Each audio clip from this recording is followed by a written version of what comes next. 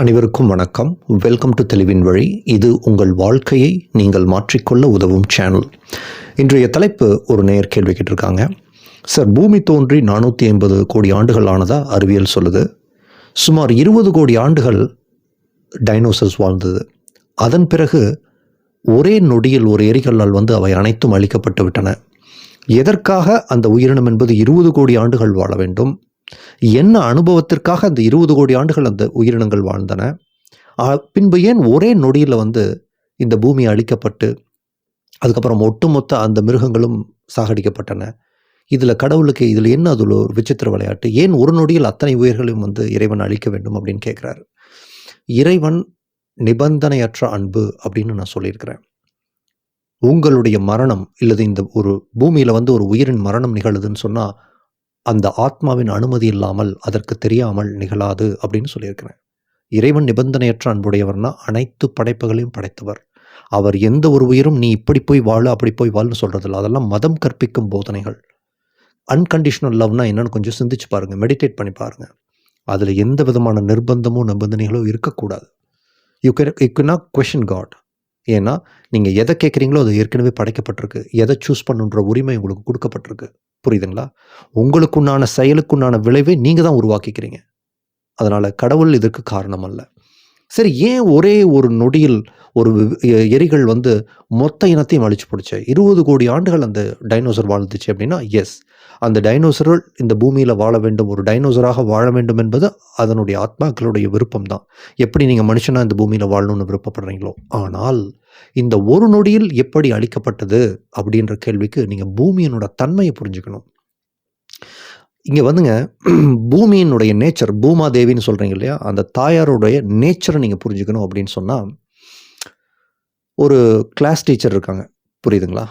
First period நடக்குது ஸ்கூலில், கிளாஸில் போர்டில் எழுதி போடுறாங்க, பாடம் நடத்துகிறாங்க, போர்டு ஃபுல்லாக எழுதியிருக்காங்க. அந்த ஒரு மணி நேரம் கழித்து அந்த பீரியட் முடிஞ்சிருச்சு. அதுக்கப்புறம் என்ன பண்ணுவாங்க? அவங்க போயிடுவாங்க. அதுக்கப்புறம் என்ன பண்ணுறாங்க? இங்கிலீஷ் டீச்சர் வராங்க. ஃபஸ்ட்டு திங் அவங்க என்ன பண்ணுவாங்க? போர்டை ஃபுல்லாக அழிச்சிருவாங்க. இது வரைக்கும் எழுதப்பட்டது, கற்பிக்கப்பட்டது அனைத்தும் அழிக்கப்பட்டு விடும். அவங்க பாடம் எடுக்கிறாங்க இல்லையா, அந்த பாடத்துக்கு உண்டான விஷயத்தை போர்டில் எழுத ஆரம்பிச்சிருவாங்க. அந்த பீரியட் முடிஞ்சதுன்னா அடுத்தது கணக்கு டீச்சர் வர்றாங்கன்னு சொன்னால் அந்த மேக்ஸ் டீச்சர் என்ன பாடத்தை நடத்துகிறாங்களோ அதை எழுத ஆரம்பிச்சிருவாங்க. இது மாதிரி தான் பூமியினோட தன்மை. பூமி அப்படிங்கிறது என்னென்னா, இட் ஆப்ரேட்ஸ் இன் சைக்கிள்ஸ். இப்போ ஒரு வளர்பிறைன்னு இருந்துச்சுன்னா அது தேவையான வரைக்கும் போய் முழுசாக தேயும், அதுக்கப்புறம் முழுசாக அது வளரும். இப்படி சைக்கிள்ஸில் தான் அதனோட நேச்சர் இருக்கும். அப்போது பூமியில் ஒரு விஷயம் தோன்றுகிறது, ஒரு அனுபவம் தோன்றுகிறதுன்னு சொன்னால் இந்த பூமியும் என்னென்னா ஒரு சைக்கிள்குள்ளே தான் அது நடக்குது. ஒரு ஃபுல் சர்க்கிள் அதுக்கு வந்துருச்சுன்னு சொன்னால் அது மறுபடியும் தன்னை ரீகாலிபிரேட் பண்ணிக்கும். ஒரு மிகப்பெரிய வனம், பச்சை பசேல்னு வனம் இருக்கும். பார்த்தீங்கன்னா ஒரே நாளில் தீப்பிடிச்சு எல்லாம் கருகி அத்தனை அழகும் பொலிவிழந்துடும். பார்த்தீங்கன்னா மொட்டை காடு மாதிரி ஆகிடும். ஆனால் அதை நீங்கள் தவறாக எடுத்துக்கொள்ள தேவையில்லை. ஏன்னா அப்படி எரிஞ்சதுனால தான் அது என்ன ஆகுதுன்னா, அதில் இருக்கக்கூடிய சாம்பல்களும் கறிக்கட்டைகளும் அந்த மண்ணுக்கு உரமாக மாதிரி இன்னும் பிரமாதமாக செடி முளைக்க ஆரம்பிக்கும். ஸோ அப்பில் இருக்கிறது மறுபடியும் டவுனுக்கு டவுன்லேருந்து மறுபடியும் அப்புக்கு போகும். இதுதான் எர்த்தோட பூமியோடைய நேச்சர்.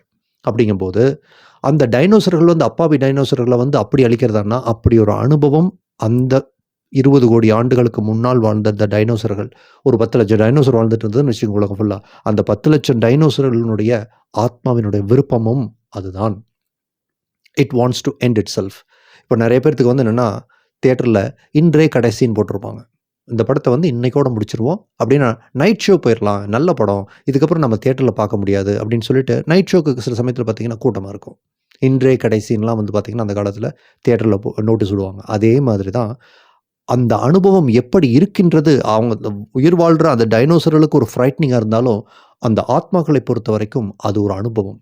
அந்த இறந்ததுக்கு பிறகு நீங்கள் ஆத்மான்னு உணரும் போது அந்த அனுபவம் உங்களுக்கு பாசிட்டிவாக தான் இருக்கும். ஏன்னா அத்தகைய அனுபவம் என்பது அதை வேண்டித்தான் அந்த டைனோசர்ஸ் வருது. இப்போவும் அந்த நிஜம் என்பது இருக்குது. ஏன்னா கடந்த காலம், நிகழ்காலம், எதிர்காலம் என்பது ஒரு கணத்தில் தான் பிரபஞ்சத்தை பொறுத்த வரைக்கும் இருக்குது. இப்போ நீங்கள் அந்த அனுபவத்தை பெற வேண்டும் என்றாலும் நீங்கள் அந்த மாதிரி ஒரு பூமியில் நீங்கள் பிறக்கலாம். Because past, present, future exist at the same time simultaneously. It is co-existing.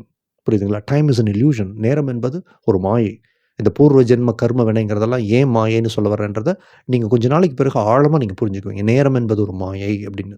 புரிஞ்சுக்கும் போது. அப்போது இத்தனை கோடி உயிரினங்கள் வந்து அழிக்கப்பட்டதுன்னு நீங்கள் அதை டிஃபைன் பண்ணக்கூடாது. அத்தகைய அனுபவத்தில் அந்த அந்த டைனோசர்களுடைய ஆன்மாக்கள் இருந்தன. அது அதனுடைய விருப்பம். அதே மாதிரி ஏன் ஒரு நொடியில் அழிஞ்சதுங்கன்றது காரணம், எர்த்தோட நேச்சர் வந்து it wants to recalibrate itself. மொத்தமாக தொடச்சிட்டு மறுபடியும் புதுசாக ஸ்டார்ட் பண்ணும். அது எர்த்தோட இயல்பு. நாம் வாழ்ந்து கொண்டு இருக்கக்கூடிய மனிதர்களுக்கும் ஒரு எக்ஸ்பைரி டேட் உண்டு இந்த பூமியில். அதன் பிறகு பார்த்திங்கன்னா பூமி இந்த மனிதர்கள் வாழும் ஒரு ஒரு நல்ல ஒரு பூமியாக இருக்காது. மற்ற உயிரினர்கள் வாழும் பூமி தன்னை ரீகாலிபிரேட் பண்ணிக்கும். ஆனால் மனுஷங்க வாழ்றதுக்கு தோதா இருக்காது. மேபி இன்னும் சில 100 ஆண்டுகள் இல்லைன்னா ஒரு 1000 ஆண்டு அப்படின்னு from my assumption I'm saying. ஏன்னா என்னோட உயர் பரிமாண தெய்வங்கள் இதுக்கு ஒரு எக்ஸ்பைரி உண்டு. மேபி இந்த 1000 இயர்ஸ்க்குள்ளங்கிற மாதிரி தான் சொல்லியிருந்தாங்க. பட் ஐம் நாட் ஷூர், நான் மறந்துட்டேன். பட் அந்த நிலை வரும்போது அதற்கு மேல் மனித உயிர்களாக நாம் இங்கே பிறக்க மாட்டோம். ஏன்னா ஒரு பூமியில் இருந்து மனுஷனை நாம் என்னென்ன எக்ஸ்ப்ளோரேஷன் பண்ணணுமோ அத்தனை எக்ஸ்ப்ளோரேஷன் ஒரு முடிவு வந்துடும். அதன் பிறகு பூமியில் மனிதர்களுக்கு இடம் கிடையாது, வேறு ஜீவராசிகள் தோன்றும். இப்படித்தான் பூமி வந்து தன்னைத்தானே புதுப்பித்து கொண்டே இருக்கும். புதுப்பித்து கொள்ளுதல், உருவாக்குதல், அழித்தல் அப்படிங்கிறதுல தான் அந்த புதுப்பித்து கொள்ளுதல்ன்றது இருக்குது. அப்படிங்கும்போது தட் சைக்கிள் நெவர் ஸ்டாப்ஸ். இது வந்து ஒரு விளையாட்டு களம், ஒரு லெபார்ட்டரி மாதிரி. நம்ம வந்து இங்கே நம்ம சில அனுபவங்களுக்காக வர்றோம், நம்மளை நாமே டெஸ்ட் பண்ணிக்கிறோம், அந்த அனுபவத்தோடு பண்ணிட்டு நம்ம போயிடுறோம்.